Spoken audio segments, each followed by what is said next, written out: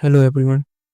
आप सभी का एक बार फिर से स्वागत है हमारी इस सीरीज़ में, जिसका नाम है मेवाड़ गौरव गाथा। अभी तक हमने जाना महाराणा हम्मीर किस तरह उन्होंने मेवाड़ प्राप्त का मेवाड़ का गौरव पुनः लौटाया, और सिसोदिया वंशियों का महाराष्ट्र के भोंसले वंश से क्या संबंध है ये भी बताया, और मोहम्मद तुगलक को कैसे महाराणा हम्मीर ने बंदी बनाकर रखा उस बारे में भी बताया।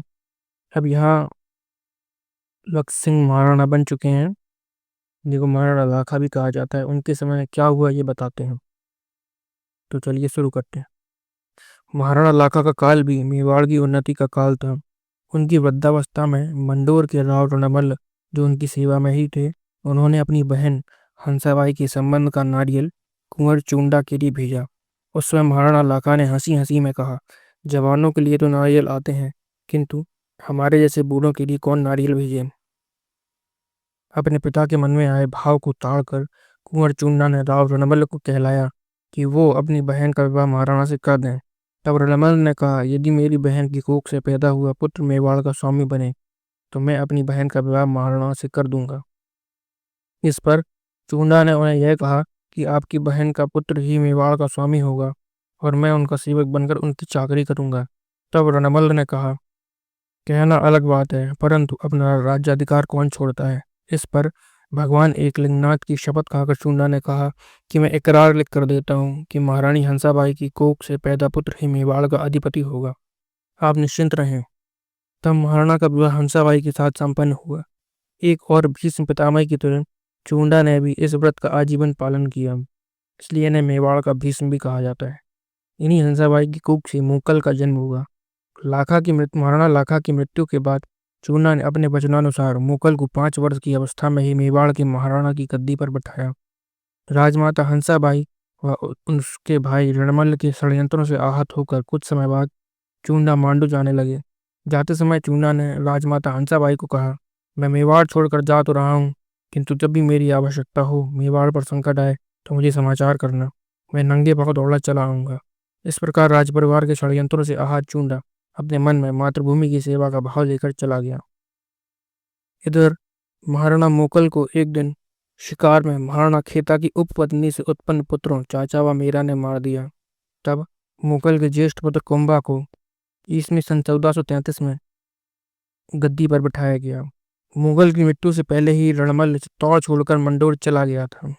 महाराणा मुगल की हत्या की खबर सुनकर वह पुनः मेवाड़ आ गया। उसने चाचा और मीरा को मारकर मुगल की हत्या का बदला लिया। धीरे धीरे मेवाड़ में उसके बढ़ते प्रभाव को देखकर महाराणा कुंभा ने चूंडा को मांडू से वापस बुला लिया। एक दिन एक षड्यंत्र में राव रणबल ने मारा गया तथा उसके पुत्रों को चूंडा ने चित्तौड़ से भगा दिया। इसी समय गुजरात के सुल्तान महमूद खिलजी प्रथम द्वारा ईडर पर आक्रमण करने पर महाराणा कुंभा ने उस पर प्रत्याक्रमण किया तो वह भागकर मांडू चला गया। महाराणा ने उसे वहां जाकर परास्त किया तथा 6 मास तक अपनी कैद में रखा, फिर बिना दंड वसूले उसे छोड़ दिया। चित्तौड़ में उस विजय की स्मृति में विजय स्तंभ का निर्माण करवाया गया, जो आज भी उस गौरव गाथा का बखान कर रहा है। महाराणा कुंभा का व्यक्तित्व बहुआयामी था। वे मेवाड़ की सिसोदिया शाखा के महाप्रतापी राजा थे। वे बड़े युद्ध कुशल थे। अपनी वीरता से उन्होंने दिल्ली गुजरात के सुल्तानों का बहुत बड़ा भूभाग अपने अधीन कर लिया। उन्होंने कई बार मांडू व गुजरात के सुल्तानों को हराया, नागौर विजय किया। गुजरात व मालवा की सम्मिलित सेना को भी पराजित किया। राजपूताने का अधिकांश भाग व मांडू, गुजरात, दिल्ली आदि राज्यों के भाग लेकर उन्होंने मेवाड़ को महाराज्य बना दिया। इसी कारण उन्हें हिंदू सुल्तान अर्थात हिंदुओं का बादशाह स्वीकार किया गया। वे विद्यानुरागी विद्वानों को आदर देने वाले साहित्य प्रेमी थे। वे संगीत व नाट्य कला के पारखी थे। वे विविध भाषाओं के भी ज्ञाता थे तथा शिल्प कला के जानकार थे। मेवाड़ के 84 छोटे बड़े किलों में से 32 उन्होंने बनवाए थे। इसमें से कुंभलगढ़ व आबू पर अचलगढ़ विशेष प्रसिद्ध है।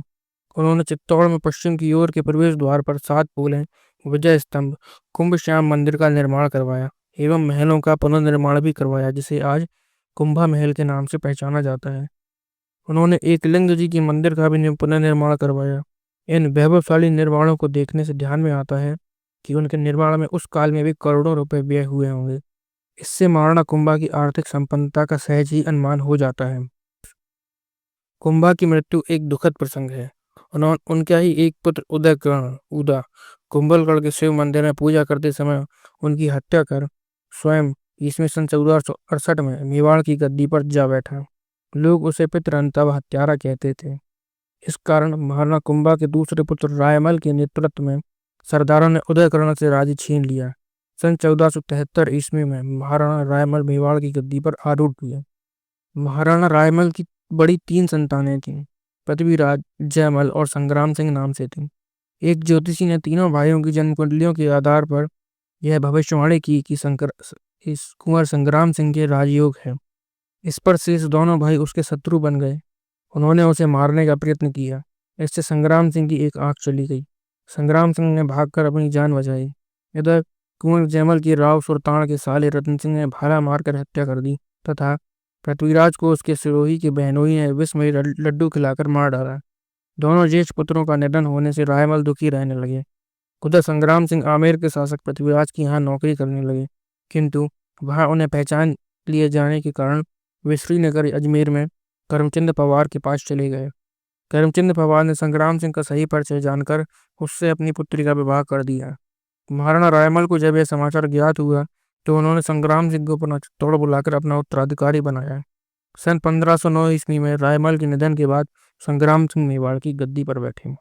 अगले पार्ट में इसके आगे की बात जानेंगे और राजराणा अज्जा का बलिदान और खानवा का सबसे फेमस युद्ध जहां से मुगल सत्ता की नींव डली उसके बारे में जानेंगे। इसके अलावा भक्त शिरोमणि मीराबाई के बारे में भी जानकारी प्राप्त करेंगे और एक बहुत बड़ी घटना चित्तौड़ का दूसरा जौहर, इसके बारे में भी अगले पार्ट में ही जानकारी दी जाएगी।